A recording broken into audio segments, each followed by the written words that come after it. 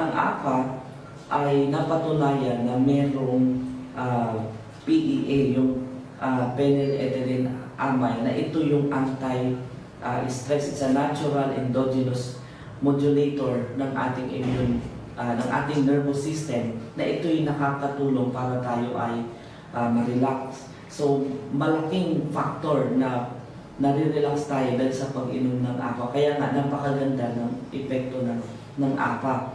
So, nakita ko sa clinic iba't ibang mga epekto. Yung kaibigan ko ay 12 years na hindi na nag-expect na magkaka-baby. So, inintroduce ko sa kanya itong APA para maayos yung kanyang hormones.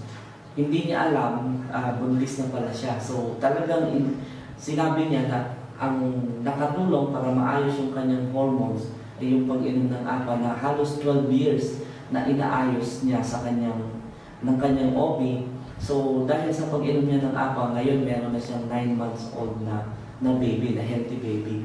So, sa iba pang mga experience ko, like sa hormonal problem, madaming yung mga irregular menstruation, madami akong na-encounter, mga bata pa 17 to 18 years old na binibigyan ng pills para maayos yung hormones. I'm against sa pag-inom ng mga pills, lalo na dun sa mga teenagers, kasi nga nagiging promiscuous sila.